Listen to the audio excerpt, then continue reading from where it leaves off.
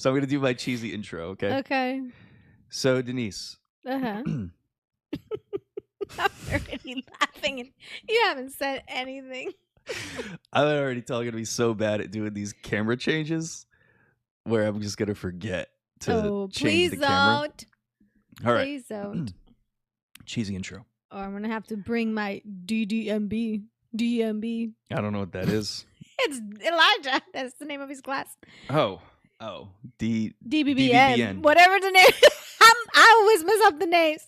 Yeah, I'm talking to him and Vivian, and I'm like, yeah, we took him to ALC. And Elijah's like, what is ALC? I was like, well, whatever the name of the competition. UIL?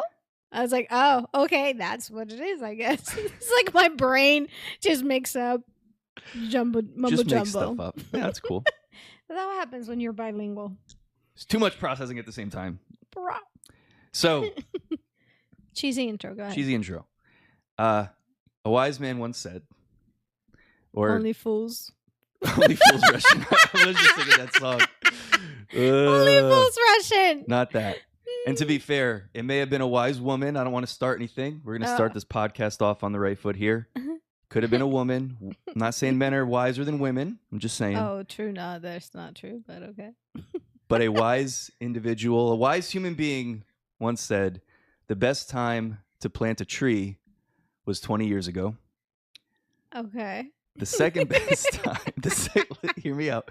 The second best time to plant a tree is today. Mm-hmm. And I just bring that up to say that's how I feel about this podcast. Okay. I feel like we've been talking about 20 doing this. years ago? Yeah, maybe not 20. I don't know if podcasts existed 20 years ago. I don't think so. But yeah, we've been talking about doing this for a long time. We've been wanting to do this for years. We should have started this years ago. Yes. But here we are. We're here today, and we're doing it. And I'm Today's excited. the day. Today is the day. Today is the day. Embrace it. Carpe diem. Carpe diem. I don't know how do you say it. How do you say it? Well, that was officially cheesier than everything that I just said. No, you're right. What is the Carpe right diem. pronunciation? Because Seize you the know, day. I pardon my accent. Pardon my. We were just saying this a minute ago. There's too much happening in this brain. There's too much happening. Too much. Yeah. But yeah, but I'm excited, to be quite honest, because I know it's something that God had put in my heart for quite some time, and then as a lot of things or a lot of people experience, sometimes life kind of gets in the way, and you make time for certain things, and it's not that you neglect the things that God has put in your heart. It's just sometimes it's not quite. You're not quite there, because I don't want to say that God is not there, because I always think that I believe, and this is just my personal belief, I believe that God is always ready. When he tells you to do something, he's ready. Mm-hmm. Mm-hmm. And it's most of the time it's me who might not be ready. Right. So because I'm not ready, he's just patient. Yeah. He just reminds me kindly about it. And when I jump in with full 2 feet and I'm ready, he's like, okay, let's go. Come on. Mm-hmm. Mm-hmm. So that's how I feel about this podcast. That's how you feel. I'm glad you feel that way. Yeah. Yeah. I feel like a lot of stuff. I feel like a lot of stuff in my life is just me catching up to Jesus, like catching up to. Yes. Hey, man, that's what we should call the podcast. No, we by the way, we still don't have a name for the podcast at the time of this welcome recording. Everybody. Welcome. Thanks for joining us to the podcast that doesn't have a name yet. But of course, by the time you're seeing this episode, there will be a name and all of that. But at the time of us recording this, we don't know what it's being called yet. Which is okay, because I think that's part of the process. There are times where we think that we need to have all things figure out like 100%. Oh, I'm sorry. Bouncy microphone. Are you bumping the microphone? No. No, I'm just joking. No. Keep going. This is good. So I think that there is a safety in having an idea or like a clear, picture of things. But at the same time, I think that sometimes we can hurt ourselves in the growth process if we become so stringent about this is like boxing it up, like this is how it has to be, this is what it has to look like. And I think that kind of sucks out the creativity, to be quite honest, about things. And I've been guilty of doing that in things in my life where, you know, I have an idea and I want to start something, or there's something that I'm pursuing for my personal growth or the growth in ministry or with my kids even. And I can be so like, oh, that's the control freak in me that wants to be like, okay, this line looks like this, it's neat, it's clean. And I think in the past few years I've become more relaxed about it, and I want to say I have welcomed a little bit of the messiness of the process of growing and creating things. And I definitely have seen the grace of God in that area. Yeah, that's good. That's good. One of my favorite proverbs is, it's funny, it's like one of my favorite verses in the Bible, and I always forget where it is. It's probably my favorite proverb, and it's where there are no oxen, the trough is clean, but much increase comes by the strength of an ox. And the idea is that if you want everything to be neat and tidy, like that's fine, but you're probably not going to have a whole lot of growth there. Yeah. But when you're willing, like as you're saying, when you're willing to kind of step in and embrace that, the messiness that comes with the thing that is going to bring you increase or bring you into the next level or advance in the next season that you're in, because we can very much so just kind of get stuck. And by stuck, I just mean we can get very, very comfortable with the way things have always been. But I do feel like the trajectory of God in our lives is so often not to keep us where we are. I don't know. This is something that I've noticed in my life over and over again, that when I start to feel comfortable with something, that's when God is like, it's time to move on or it's time to go on to the next thing, or it's time to increase, to excel, to advance. Yeah. And it's like, I don't want that. Like the just like the natural part of me wants to kind of hold on to, but it feels good now. Like I've been fighting for years just to get to this place where I feel good, where I feel comfortable, where I feel like I'm in control, so to speak. But God is always, not because he wants us to be uncomfortable, but because God knows that in that uncomfort, that's where things grow. I mean, it's like if we look at anything in nature, nothing grows in a comfort zone. Nothing grows without some kind of pressure, without some kind of force, being acted upon it that causes, it's that catalyst for growth. And so I think it's the same kind of thing in our lives where, if we will be willing in certain seasons to embrace the thing that seems difficult for us or seems even counterintuitive to us or seems uncomfortable for us, but we know that it's what God is doing, if we know that it's what God is saying, to lean into that because he's going to bring growth and increase for it, and it's ultimately going to be for our good. Yeah, I think that as you were talking, you mentioned this idea of like, oh, I have gotten comfortable or used to this. And I think that we equate comfort to the reality is that I have become confident in doing this.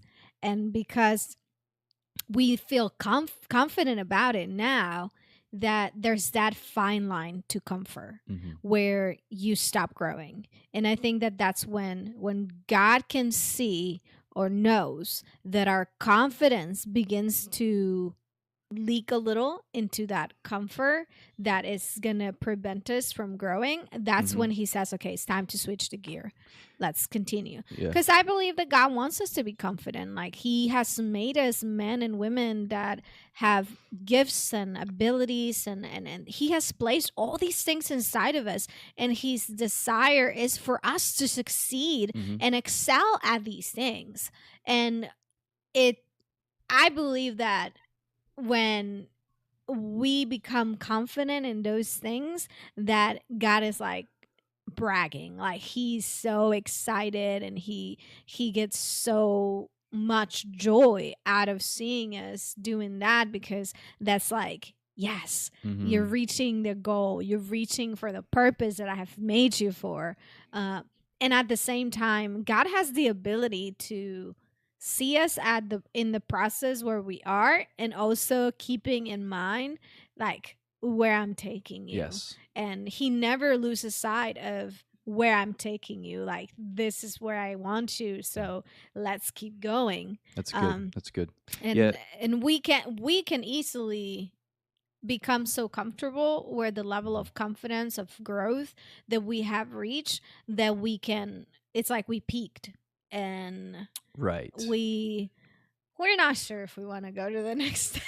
Yeah, and the danger too sometimes is when we can become confident in something, which, as you said, that's always a good thing, right? Like if God has me doing something in a season of my life and I'm growing more confident in that area, that's good, but it becomes bad when I start to turn that confidence to where it's like I'm confident in the flesh and I'm no longer relying on the Holy Spirit.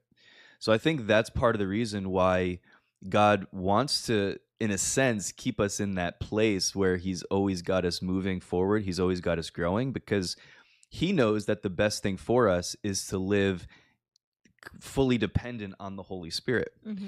And there's this thing that happens so subtly, but I think so quickly at times when we start to get confident, we almost unintentionally, like almost just automatically, we start to gravitate toward that thing because I believe that, and I've said this recently in one of our teaching sessions, but I believe that one of the most intoxicating things in life is the feeling of being in control. Like when you feel like you're in that place of control, there's just something that just feels so good about that. None of us like the feeling, unless maybe you're just like a straight up adrenaline junkie and like that's a different thing. But none of us really like the feeling of being out of control, at least not for a long period of time, or at least not under like maybe under controlled circumstances. The idea of being out of control can be a good feeling. But in terms of life, in terms of having control of the direction of my life and my finances and my health and like all these different things, there's a level of, when you feel like everything's good, everything's status quo is normal and you're in control of things, there's something that is just so nice about that feeling, and we don't like to give that up. And so anytime, I just feel like there's this thing inside of us that has this bent toward going after that whenever we can find it. Yeah. And so we can quickly, when we start becoming confident in an area, I think that we can quickly turn our confidence away from God to ourselves. And now what I can do is I can rely on what I know. I can rely on that muscle memory, and maybe just a little bit less. I'm not relying on the Holy Spirit as much as I was. And so I think that it's something that the Lord wants to protect us against. Yeah. That's why he's like, hey, let's keep going. Let's keep growing. Yeah. Because ultimately he knows like the best thing for us possibly is for us to live in that place of dependence on him, Yeah. And I think also because it's a way to protect us from like boredom. Yeah. Because when we become bored with something, we can easily get to a very dark place, I think, too. Discontent can easily come if you become so accustomed to something. And I think sometimes also because when you become so accustomed to it, then you start looking for validation out of that. And then that brings that whole issue of where's your identity? Yeah. Because as human beings, we do have a tendency to seek validation out of outside sources. And when we become good at something and we, the flashlights are coming, like not the flashlights, not like, but you know what I mean? Like the spotlight, like it's on you, and it's like people are praising you or are saying like, oh, how good you are. This, like, oh, this was really good. It's like all those things can easily start to get your head big or get your ego and your pride. And then your eyes go from keeping your eyes on where you're going and where God wants you to go to become inwardly to oh, look at me, how amazing I am. Well, yeah. And so there's different traps, I think, or different things that can become very unhealthy and can be detrimental to ourselves if we are left to our own devices. Yep.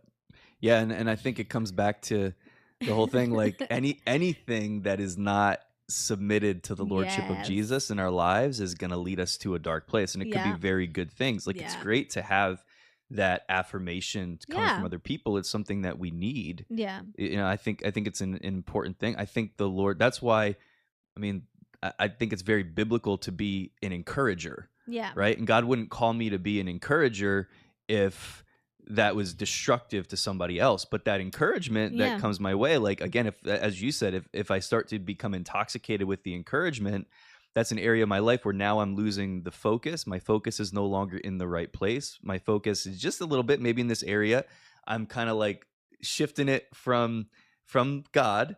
And now, I really like when they say these nice things about me. And so, and you might be doing the exact same things. I'm feeding myself out of that source. Like, that's my source. Exactly. It's like, oh, the praise of people, like, oh, I want to be the best at it. And it's like, okay, but why?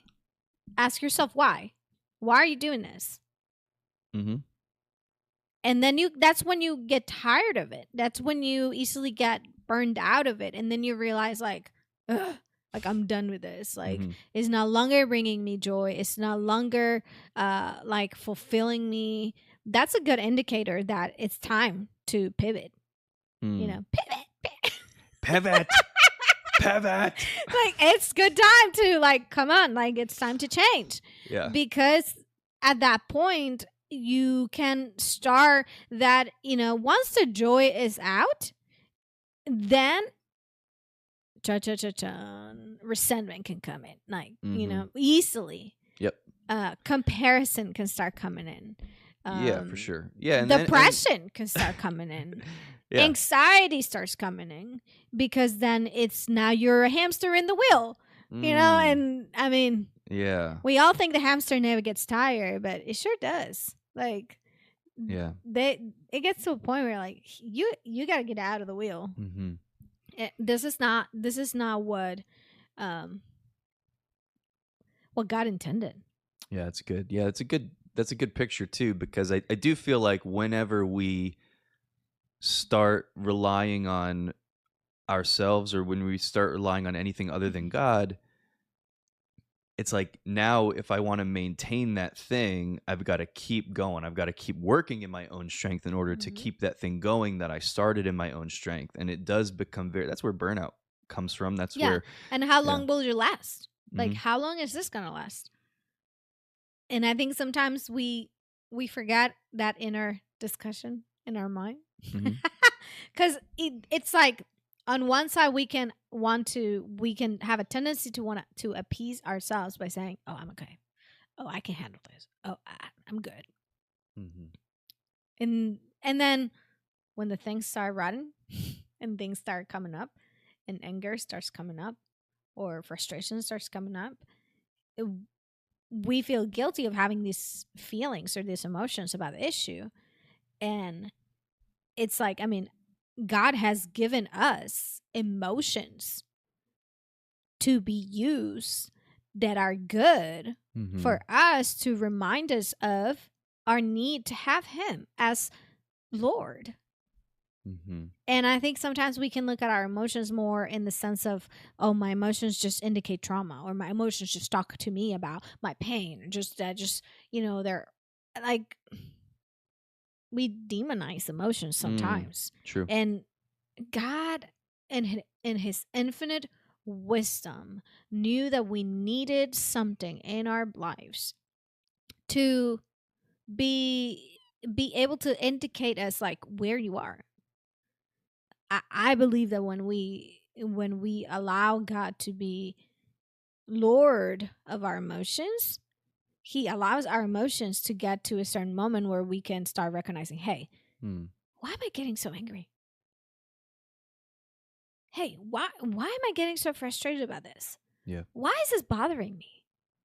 So that we can ask these questions, and because we're supposed to be in contact communication with God and talking to God, that we can ask those hard questions and be able to say, hey God, why do I feel like this? Like, is it really like supposed to be like this? But the problem is that so many times we have such a disconnection.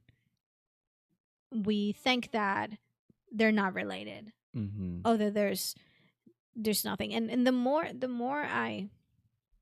I come to know God, and the more I develop my relationship with God, the more I recognize that everything that He has placed in my life, His intention for it has always been for those things to enhance my relationship with Him. That's good. That's good. All these things are tools, they're elements that are necessary, that He has developed, and that He wants them to be for my good.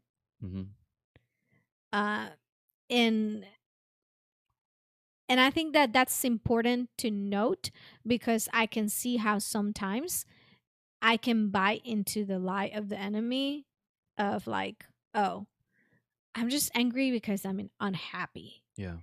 Oh, and then the enemy wants to turn those things outwardly to like, let's find the guilty party.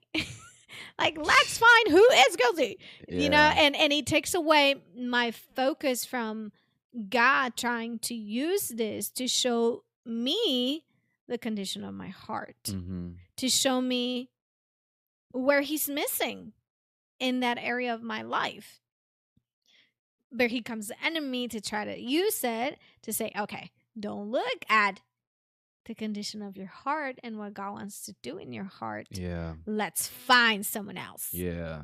And without realizing, it's taking us or distancing us from that connection with the Father, while using all these things to just take us away from Him. So it's crazy how it all is connected. Yep. But I mean, that's how God has intended it to be, that He cares for all of us. I used to think when I was younger, and it probably was because of the things I learned in church, things I learned at home, and just because how I would see other people's lives too, that God only cared about spiritual things, or that God was only focused on my church life, right? My spiritual life, but He didn't care anything about anything else, right? And I could be so angry at home. I could get so upset at my parents for different things, and I never connected it to like, hey, like, God is trying to show you this issue in your life, but because you don't think that this is spiritual, or that it's not happening during your time at church, you don't think that He cares, or that it has anything to do with you and Him. Right. Yeah, it's like that compartmentalization that we do, where we separate my spiritual life from my natural life, my everyday life from my church life. And I believe that God is always wanting to eliminate those lines of separation in our lives, because He wants to be at the center of all of it. And not just when, it's a really good point. It's not just when I'm doing quote unquote spiritual things, like when I'm going to church, when I'm reading my Bible, when I'm worshiping, when I'm praying, when I'm, talking about Jesus, when I'm doing these things, and like God's eyes are on me. When I'm living my life, when I'm doing my job, when I'm spending time with my family, when I'm with my friends, when I'm watching TV, when I'm like, whatever it is that I'm doing in my life, He's there. We know that He's there, right? Like, we understand that He's always there. But as you said, He actually cares about the intricate details of our lives. And so this is where, and there's a lot of different ways to look at this, but this is where we say, okay, so I want to honor God in all of it. Like, I want to honor God in my conversation with my friends. I want to honor God in the way that I do my job. I want to do it well. I want to do it with excellence because God's involved in all of it, and none of it is unspiritual just because it's it's not church related. Right. It's spiritual because I am a spirit being, because I'm created in the image of God, because he lives in me, because I'm constantly connected to him. And so it's like, yeah, his involvement in all of it. And I do think that that is something that the enemy uses. As you're talking here, I'm just thinking about how, yeah, it really doesn't matter what we're talking about. The enemy doesn't care what he's using against us. He just wants us disconnected from God. Like he just wants us, and he can't do anything. I always said, like, he can't do anything to separate us from God. He can't do anything to disconnect or to hurt our relationship with. He can't.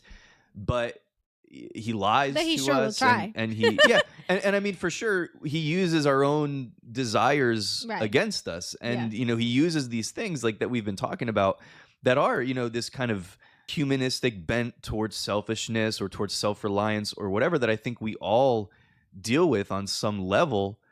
And he'll use that and exploit that and lie to us about it and try to manipulate us to get us to just kind of go our own way, to focus on something. It doesn't matter what it is. It could be focused on something that's incredibly good. Yeah. But it can get darker, it can get out of hand when we're making it about the wrong thing. This question keeps coming back to me a lot. Like, what is the quality of my life? God cares about the quality of life I live. And because he cares about the quality of life I lived, that's why he cares about every detail of my life. I know that's a question that gets asked a lot when people suffer injuries or when people are recovering in the hospital. But it seems like we never ask that question just in general. Right. Like, what quality of life are you living? Because maybe in your spiritual life, you have a great quality of life. But maybe in your family life, your quality is not that great. He cares about my health. He cares about my mental health. He cares about my funny, silly side. He cares about my brain, like my smarts. He cares about my financial, savviness or whatever. Like, he cares about all those things. Like, they're all connected. And if that tells me that he cares that everything, because we can use the word everything and then still say everything, but not this. Right. And again, back to your point, it's like a lot of Christians think that God only cares about the spiritual stuff and he doesn't care about those other aspects of our lives. Like, he doesn't really care about the things that we do unless it's something that's quote unquote like building the kingdom. Right.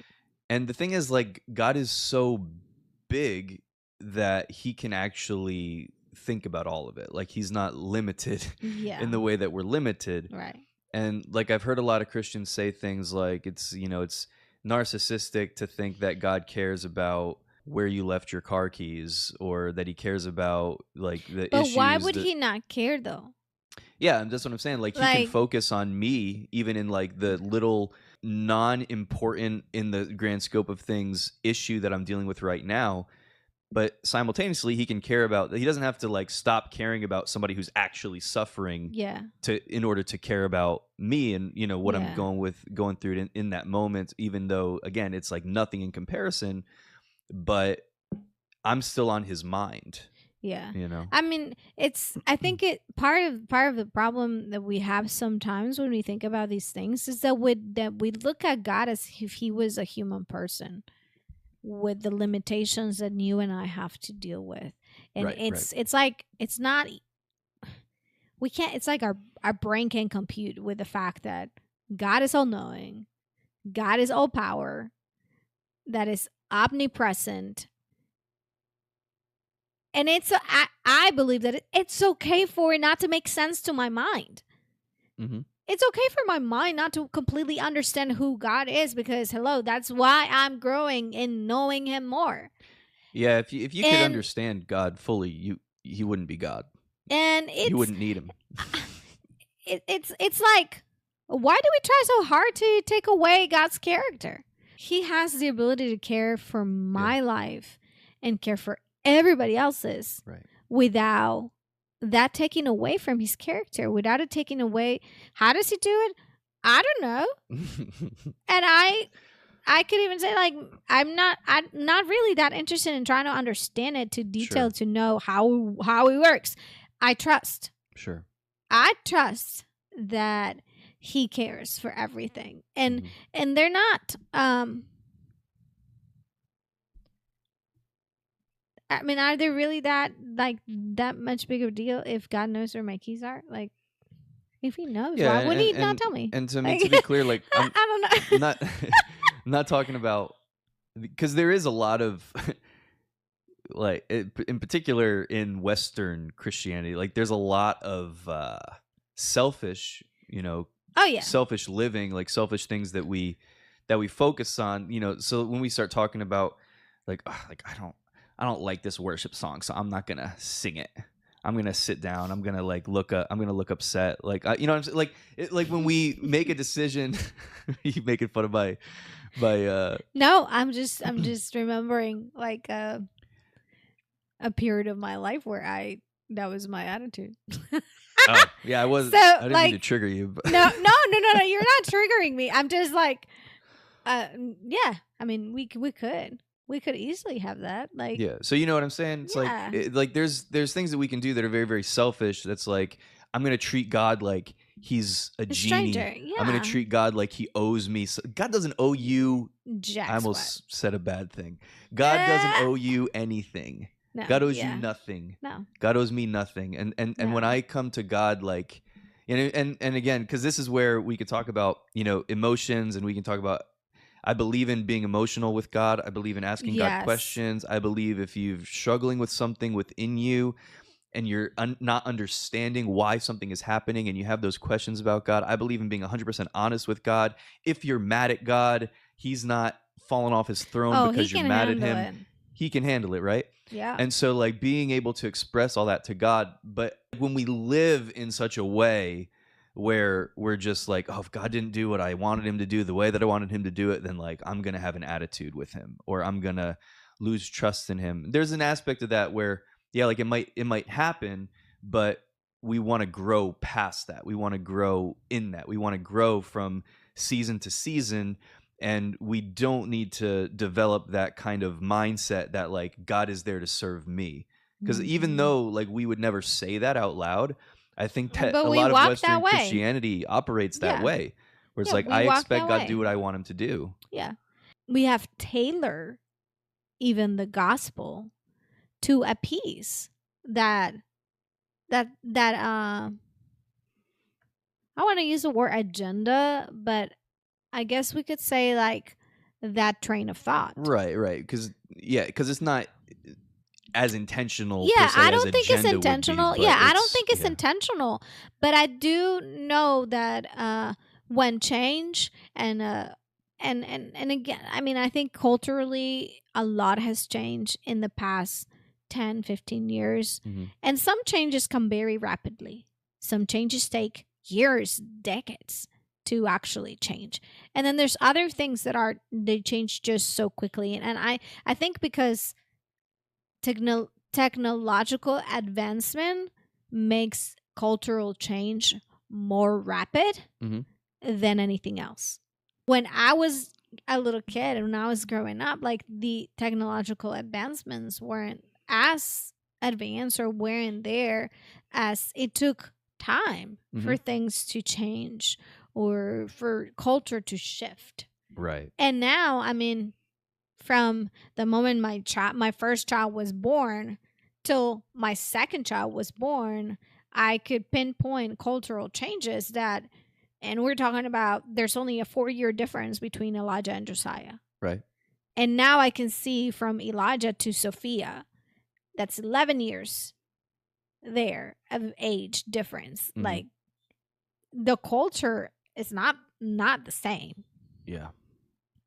And I think because what, like technological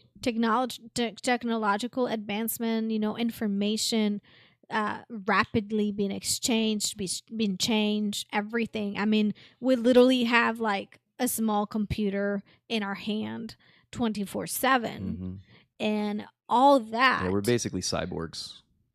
I wouldn't go as far as to say that. That is your opinion. But I'm just saying, like, all these changes, they also change the way our mind functions in terms of how we rationalize certain things, how do we process certain things. So it's because of all that, we do see, and if we look cautiously, we do see this idea or this ideology of let's replace God. Let's replace God. And because to a lot of people, God is just a man's idea. That's right. Yeah. To control you, to tell you what to do, to live a moral life, or to do this, to do that. So if you believe that, then, it's obvious that that's the pattern of thinking and the values that you're going to follow, because that's what you believe. Yes.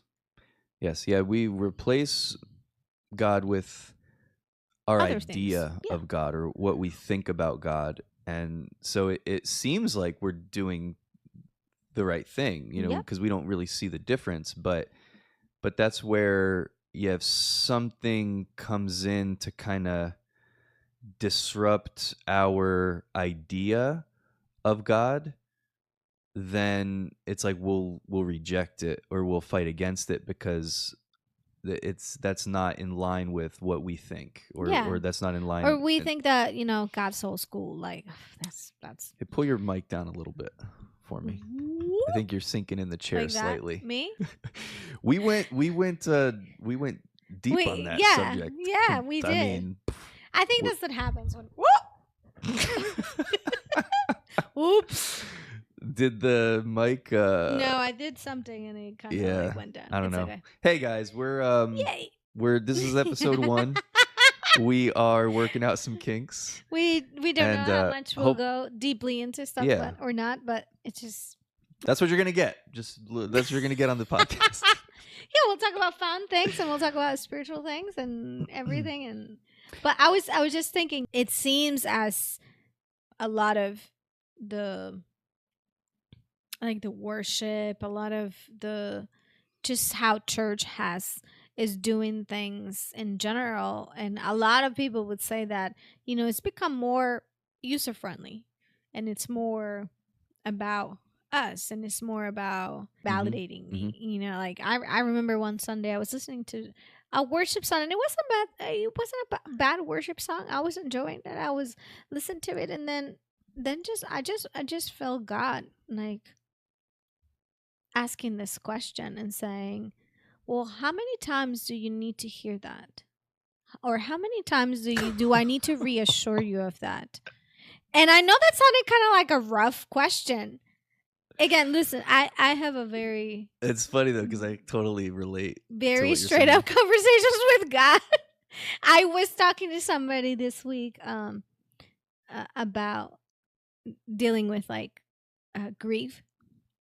And I was just talking about okay, so what if you speak out loud whatever actually is in your mind? Like, what's gonna happen? And she's like, I don't know. I just don't know if I have that relationship with God. And I had to for a moment be like, okay, yeah, I have. Yeah. I've had those really straight up. So I have no filter with God. Mm-hmm. So if I have no filter with or with any other part of your life either. So people say I don't have a filter. People say the people who know her the people best who know me really well say that I have no filter, and I think that I mean, if that's part of my character, I do that with God too. Mm-hmm. So again. I can tell some no filter stories, but not on episode 1. We'll save it. Why? Like, I literally heard God telling me, like, how many times do you need to sing that over yourself, reassuring yourself of something that I have already said about you? Yeah. So I expect someone who doesn't know me to that level to maybe need that. But those that we walk with the Lord for a certain amount of time, or we have grown more, like, do we really need that?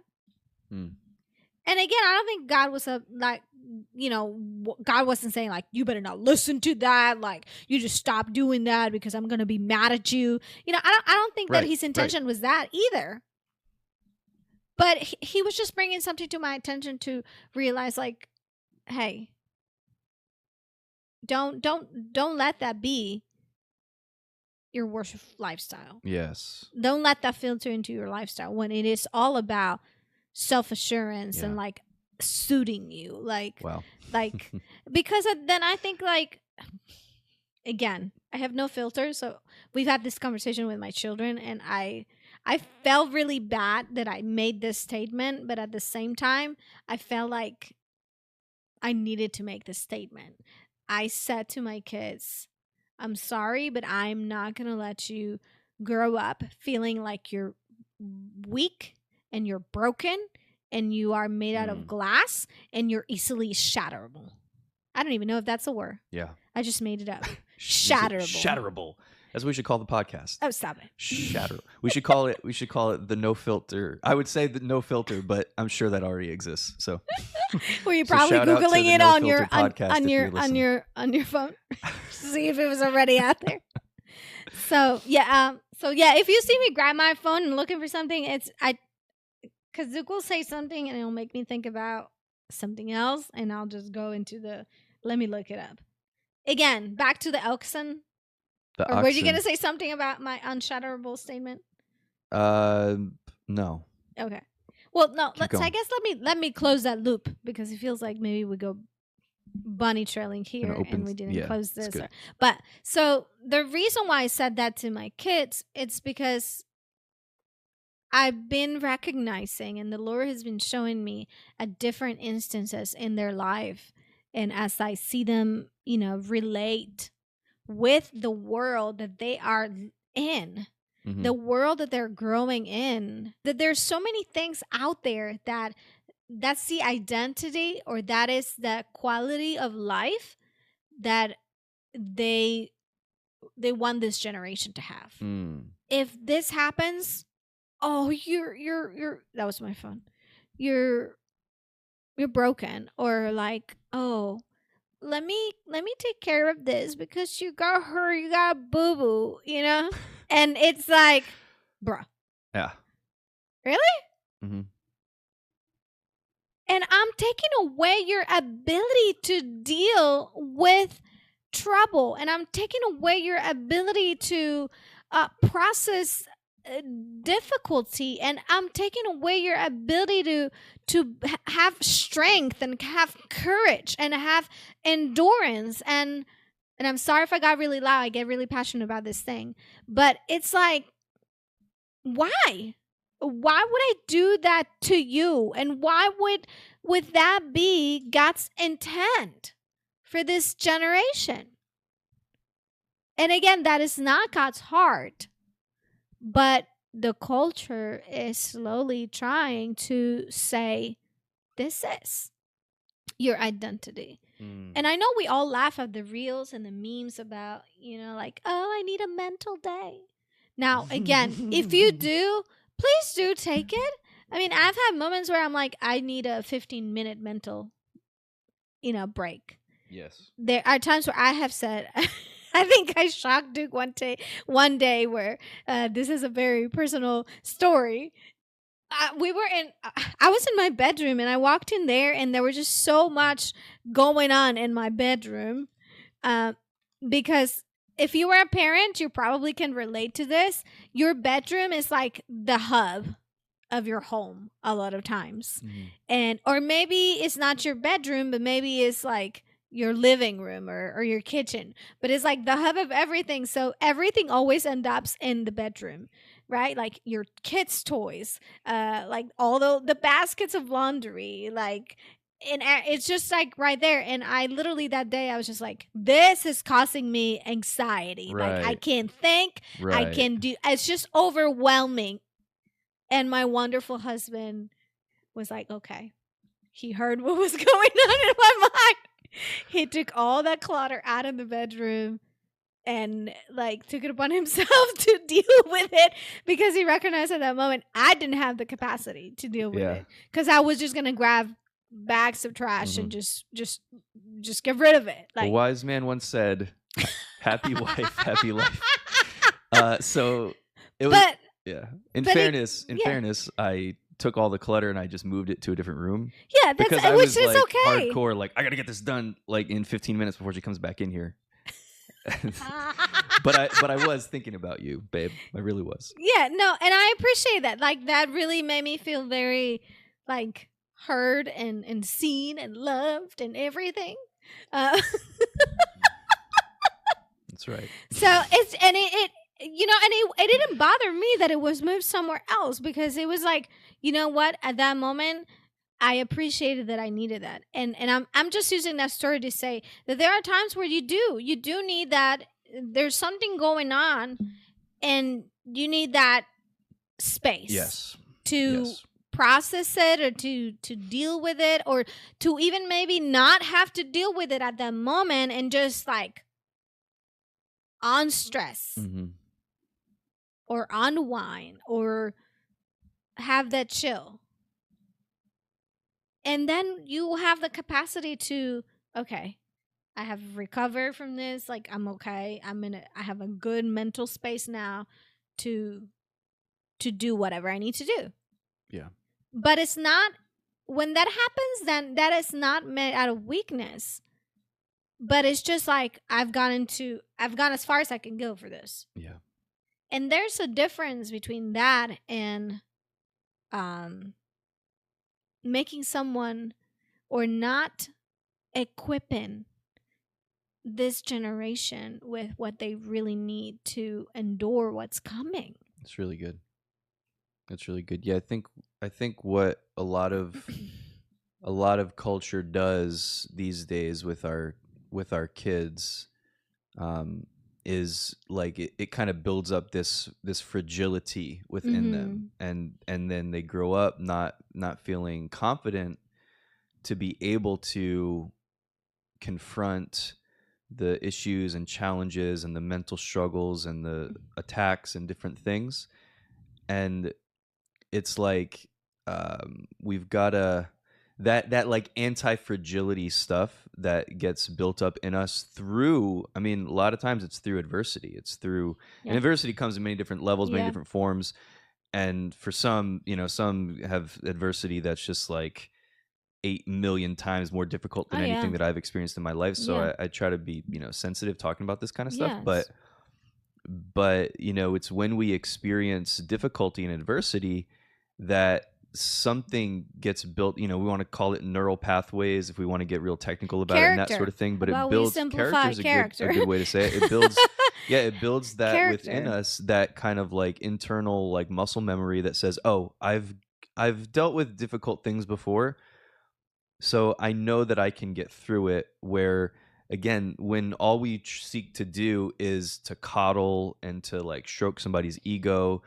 I love like over and over again, and I was trying to find it just now because there's a verse in Isaiah. I know it's in Isaiah, but I don't know why I couldn't find it just now.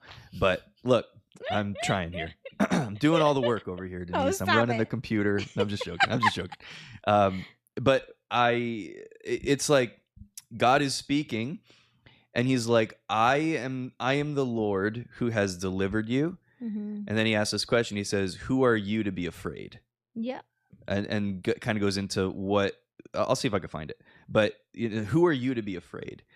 And so often I think we come even to God with our pity party and with like, the stuff that we talk. And I believe, again, go to God with everything. Go to God with absolute honesty. Yes. Just read the Psalms. I mean, David went with absolute honesty before the Lord, brokenness before the Lord.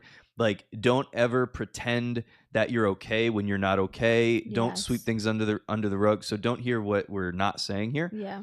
But it's like this idea of God, and God knows what you need in the moment when you need it. So this is not always going to be his response. But I just love the character of God in this moment where he's like, this is actually who I am. So who are you to be afraid? Like, why are you giving into this fear? Yeah. Why are you giving place to the enemy in this area of your life? And there comes a time where we really do need God to just embrace us and to let us just feel his love. Oh, yes. And then there's also times where we kind of need that little like kick in the butt. That's like, hey, bro, like put your big girl pants on, or your big boy pants on. Yeah. And like, remember who I am. Remember what I've brought you through. Remember what my word says. Remember what my promises are. Yeah, because it's there's a little thing that is developed in someone's life when they are so fragile, and it's dependency. We are meant to have dependency, but when it's nurtured in the wrong way, it's very destructive. Because I believe that if we nurture children that are fragile, children that are unable to cope with difficulty, kids that are unable to have resilience or character, then they become dependent on someone else taking care of them all the time. And you know who that someone to take care of them all the time is? They're pointing it at what? Is that entertainment? Right. Is that I gotta have my iPod all the time. Right. I gotta have my phone. Again, I'm not against technology because obviously I have it in my hand. I use it. But it doesn't own me. Right. That's good. It doesn't own me. I can go like hours without my phone. I will at some point ask somebody to call my phone. Look at Duke's face. No, not you. I was thinking about me. Like, I need to grow in that area. But like seriously, like the other day, I don't know what I did. We came back from. I had Elijah. I had taken him to a friend's party, and I left my phone in my fanny pack. Yeah, laugh at me. It's okay. Fanny packs. Wear a fanny pack. Come on. I left it in my fanny pack, and I had I think I had gone to work or something, so my phone was in silence, and I knew where my phone was, but I wasn't like busy with my phone. I was, taking care of my kids, just being at home, being disconnected, and it's good. But I mean, there is this, again, going back to this fragility, and I think it's not just for children. I think it's in general. There's this attack of like making us feel that we're broken and we are incompetent or unable to take care of things, and we're easily overwhelmed and we're stressed out to the max, and it's like, I need something to make me feel good. Wah wah. So I'm gonna scroll for hours and hours.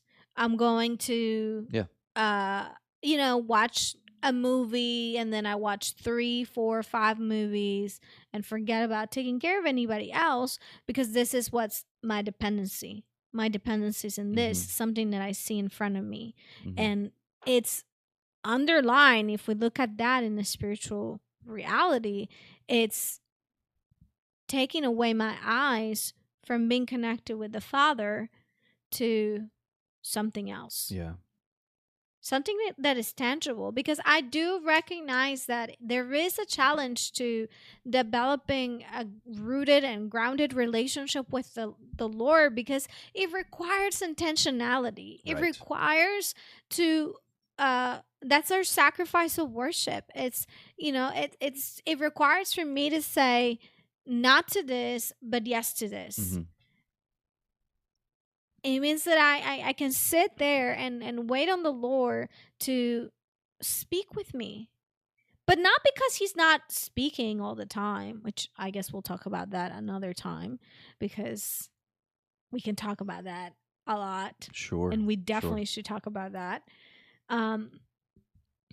Because God is constantly speaking to us. God is constantly directing us and showing us, because he's doing life with us.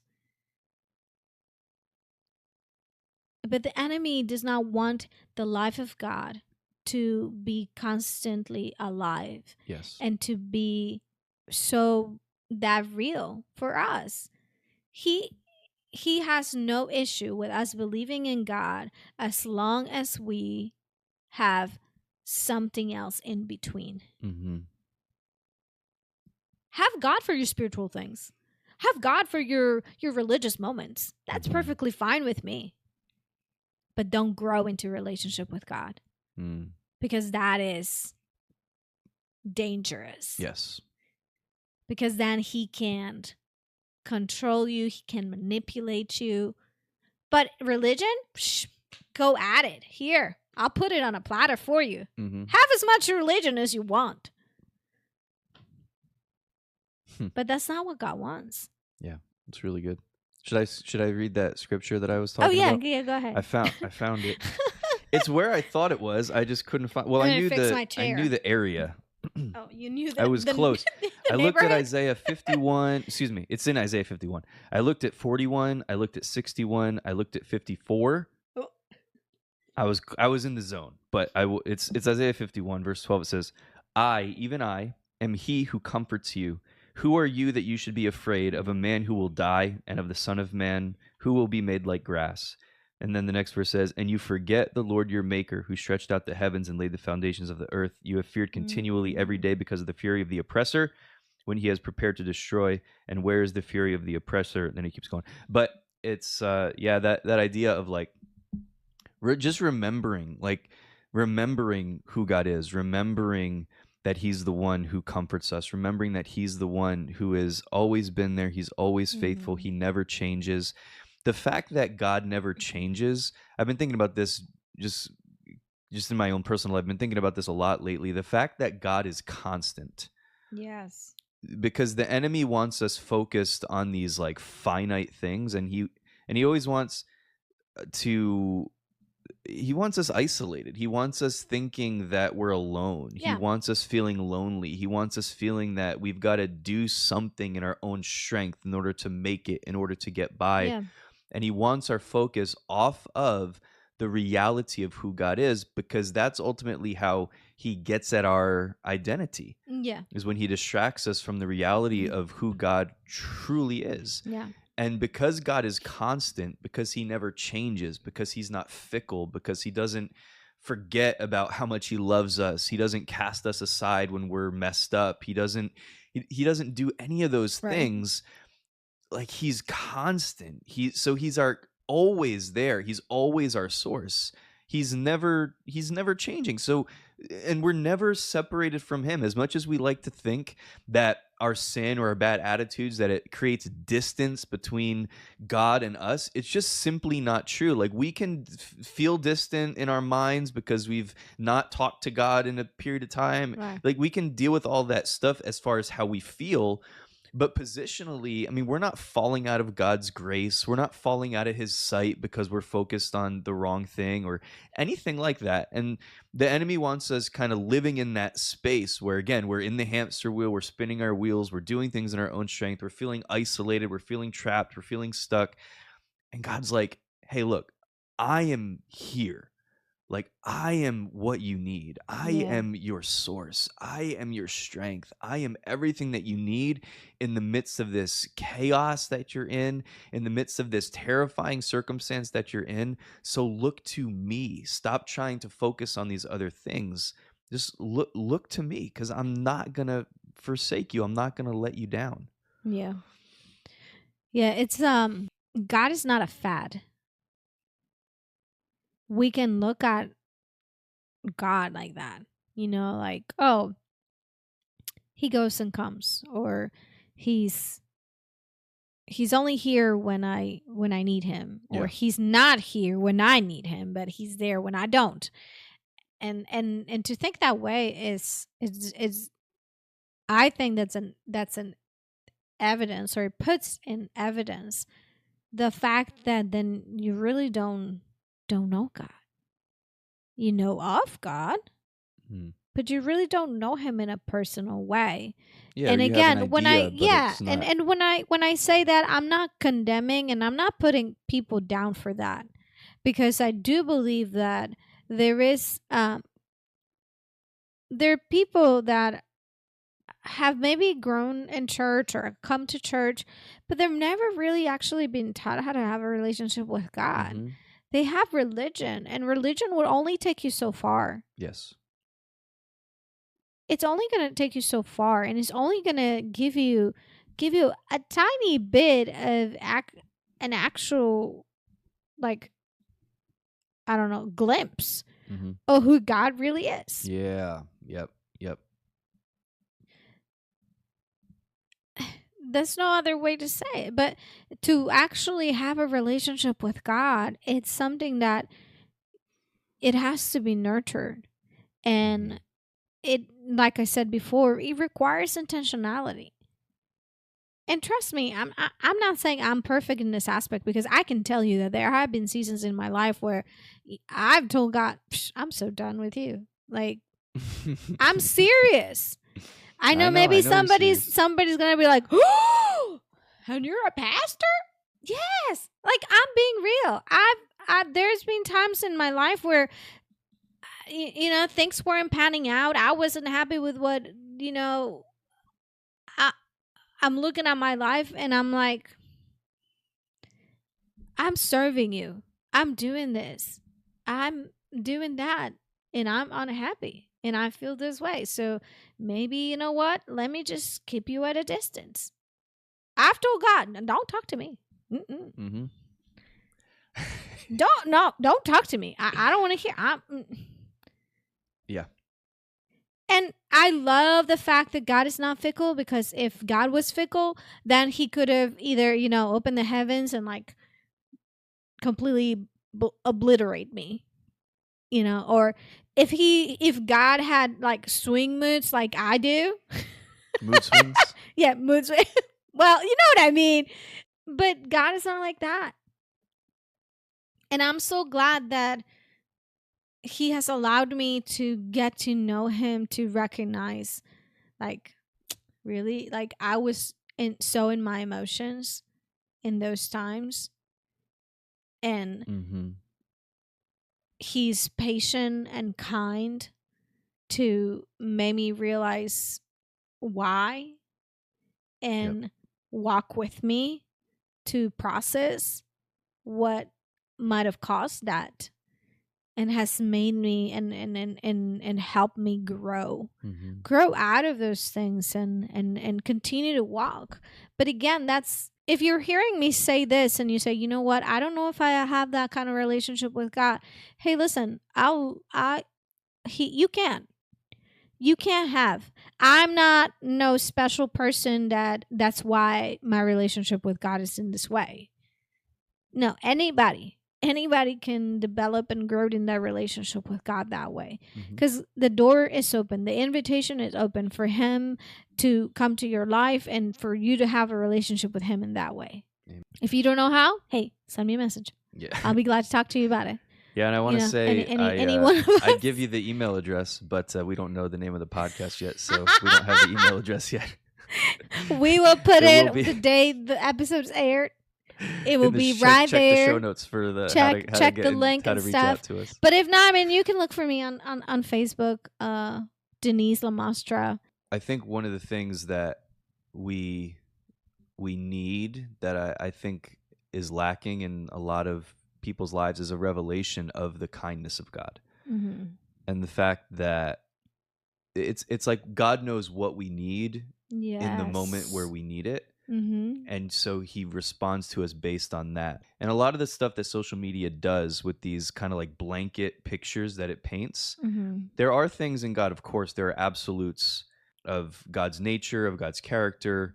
There's absolutes as far as what is sin and what isn't sin, like absolutely. Yeah. But there's a lot of like stuff that just gets kind of like these blanket statements that I do think leads a lot of Christians into condemnation. Yes. And that's never the heart of God, is to condemn.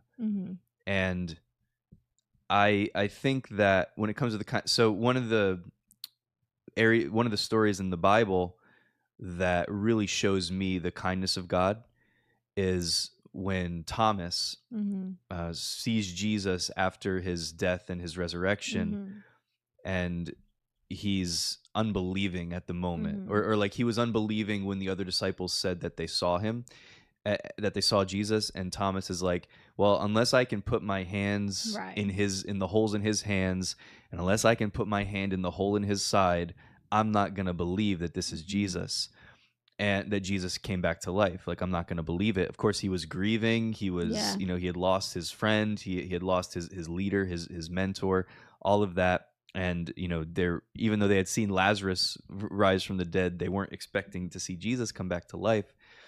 And I love the kindness of Jesus in that moment to recognize what Thomas needed. And he said, go ahead, put your hands in the holes in my hand.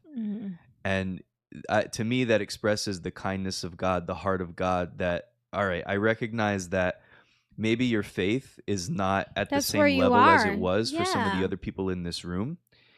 And Jesus did call him higher in that moment. He does say, seeing you believe. And he said, blessed are those who have not seen and yet believe. And the idea is the Lord, I think he wants us to be in that place where we're more willing to believe based on the word that he's spoken, or based on, because Jesus had been telling them from the beginning, I'm going to die, but I'm going to rise again. He had been preparing them for that. So there was something in place that could have led Thomas to remember the words of Jesus and say, I'm going to believe. But there was this thing within him that said, I'm not ready to believe that yet. I can't believe that yet. My belief is not at that level yet. My faith is not at that level yet. I'm not at that understanding yet.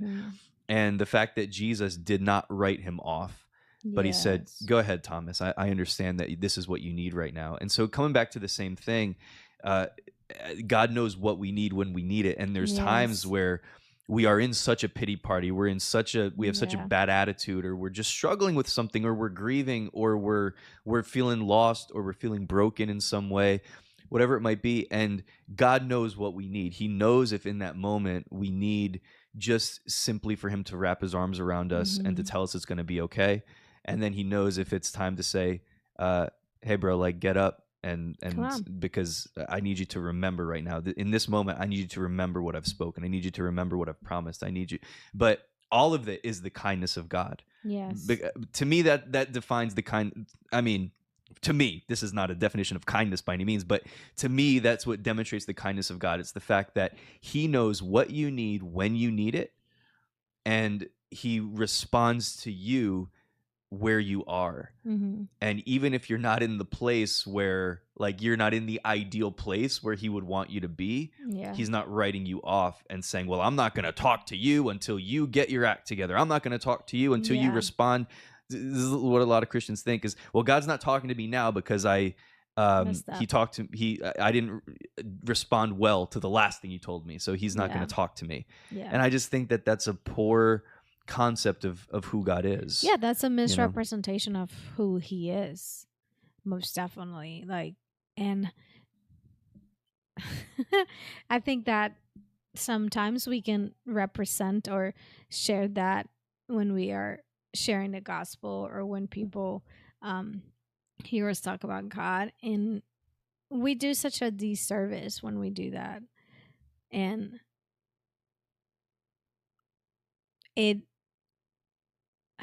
I don't know.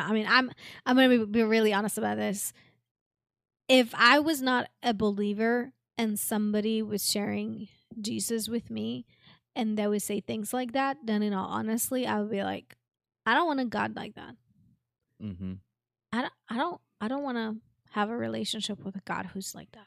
Yeah, and the thing is, I don't want a relationship with a God doesn't want that either. Exactly. With a God who is finicky, or a God that is angry, or a God that is so judgmental, and no, sorry, keep your God. Yeah. I think that that's part of the reason why a lot of people have not come into the knowledge of God. That's because we misrepresent him. That's right. And I'm not saying I do it perfectly. Absolutely not. No. Yeah.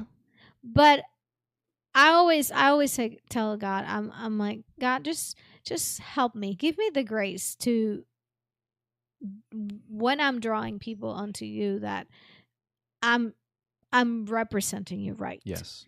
That I am speaking about your character, that I am showing them who you are, like realistically. And at the same time, it is my prayer that, hey, I might introduce you to God, but it's your job, it's your responsibility to continue to grow in him. Don't look at me, because I'll get it wrong. Yes. But I want to point you to him. I don't have the answer, but he does.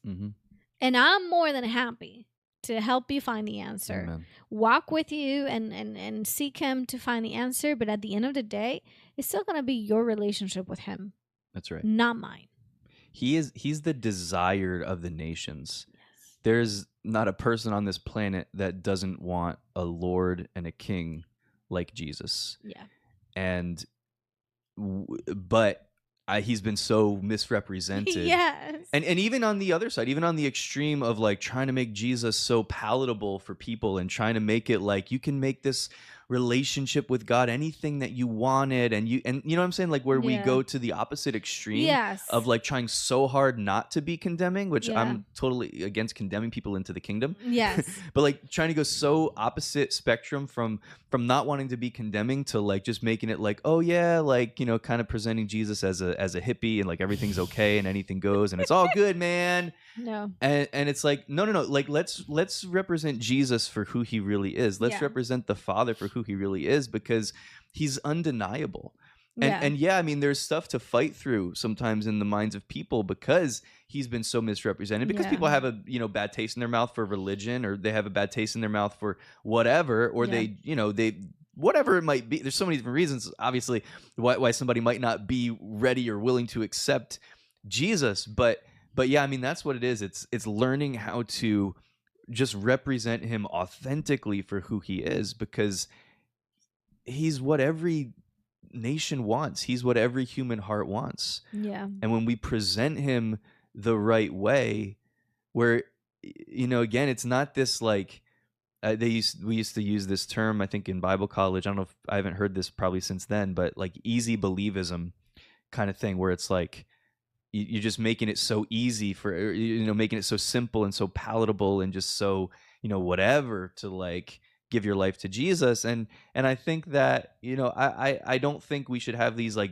barriers on people for like coming to Jesus. Jesus says, come to me all who are weary, who are and heavy laden, and I'll give you rest. He invites everybody to come unto him.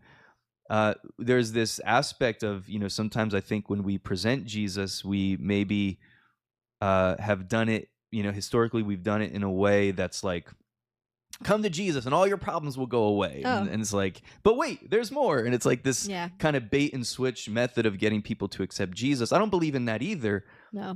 But I just think it's presenting him well. It's presenting him for like who he actually is. And he is undeniably good. I do believe that the gospel is simple in terms of he wants to be part of your life. He wants to show you the purpose that he has for you. He wants to love on you. He wants to care for you. He wants to be a father to you. It's simple in that sense. And salvation is just the first step. And I think that that's where we've gotten it wrong a lot of times. That we've tried to get people so like, oh, I mean, I can't exactly say like how many years or stuff like that, but I remember that there was this in history, like a period of time where the goal was like, oh, people's scared of hell, so let's use that to bring them to Jesus. Because people is afraid of hell. People are afraid of, you know, burning in hell. For sure in the 90s, because that's... And it was all about hell. Like, that's the devil. Ooh, like the water boy, you know, his mama. Everything's the devil. The devil. like everything's the devil. Well, mama said. Exactly. And we have generations of Christians that they have that embedded in their heart and in their mind, and they don't have a relationship with God. that is realistic, they have fear. They have fear of God and fear of hell. And that's why they accepted Jesus. Mm-hmm. But they stay there. Yeah. They haven't actually grown into knowing God. Mm. And it's sad. It's unfortunate that really like it bugs me. It bothers me that there's so many people that's all they know of God. It's like, oh, I just want to come to Jesus because I don't want to go to hell. Yes. Okay. Yes. But if you start there, fine. Yeah, but, I'm not saying that's a bad place to much but better there's than so that. much. Yeah, there is so much so more. Good. There is so much more to know of him, and I don't want anybody not to know of him. Yeah. I think we probably need to wrap up. Yeah. We got to take our kid to a birthday party in a little bit. Yeah. You started with, you read, it's Proverbs 14:4, where you were talking about the oxen. The oxen. Yeah, so I looked it up at the Gen Z version. The Gen Z Bible. All right. So this is what it says. It says, if you don't have any oxen, your crib stays clean. Your crib. But having oxen brings in a whole lot of gains and power. Wait, are Gen Z really saying crib? I feel like that was my generation, but it says here. Verse 5 says, a legit witness ain't gonna lie, but a fake witness gonna be spreading lies. No cap. No cap. I didn't say no cap, did it? No, it doesn't say no cap. I thought I was going to say that. I was like, oh, that would be cool. I know, that would have been cool to say that. But I just thought it just, when you read it, I was like, oh, I wonder what. And again, this is a transliteration. Mm-hmm. It is not a translation. The Gen Z, for those that are Bible scholars, I'm not being or reading heresy. This is just a transliteration. It means they put it in simpler words or in a simpler language to make it more appealing. But yeah, and again, I guess we can close this way, we're talking about how the process can be messy, and I guess I want to encourage anybody who maybe there's something that you've been trying to pursue or something that you've been trying to start and you haven't started it because you're thinking, oh, I need to be ready. Oh, I need to be have my ducks in a row. I need to have these things in order to be able to start. And I mean, I've been there before. And then it's hilarious because I love organization. You have no idea how much I love it. And then I've realized that a lot of times it is actually something that works against me because it becomes something that consumes more my time, that actually frees my time. And when you wait for the perfect time to do things, there's no perfect time. It never comes. It never comes. Yeah. And I mean, I remember that even happened. Like, remember when we have gotten engaged and we were trying to figure it out, like, oh, how long should our engagement last? How long should we wait to get married? I mean, it happens like that. It happens in every aspect of your life. There's always something where you know that you need to start something or make a decision, and you keep waiting for the right conditions. And the right conditions might not happen. And it's just starting with what you have. What you have is good to start. Yep. And it's taking that, I know the phrase, we use it a lot, take the leap of faith, and it is going to require faith to walk the process through, or it is going to require that sense of I'm walking into the unknown, or I'm going into something that is uncharted for me, but it is not for God. I believe God knows the end from the beginning. Yeah. He knows what this podcast is going to be. He already knows the name of it. He knows, and that's not over spiritualizing it. Again, for those that might be like, oh, here we go, that sounds so religious. I'm not being religious about it. I'm excited to be here, to get to share our hearts and our minds with you, and just just grow together. Yeah. I would say. That's really good. I think maybe we can name it Grow Together. No, never mind. We're going to call it the Joe Rogan Experience just to... Oh, stop it. No, you'll have to pay royalties and then we'll be bankrupt. We're going to steal some viewers. No, just kidding. But we, maybe in episode 2, we'll discuss a little bit about our, why we're doing this, our heart behind it, and we could talk a little bit about that. We didn't talk about stuff. Any of that. No, we today. just kind of jumped on a moving train. And by the way, none of that was planned. None of that was anything that we planned on discussing, but I hope that it was bless somebody, that you got something out of it. Let's do this. Let's say, hey, like, subscribe, share, leave a comment or a review on the podcast platform, or we're probably gonna just send us some YouTube questions, channel, some answers, Facebook page, all that kind of stuff. If anybody has a topic that they would like us to talk about, we're game. Mm-hmm. We're doing this. We're here for it. We're here for it. We're here for you. We're here for All right. Anything else? Nope. All right.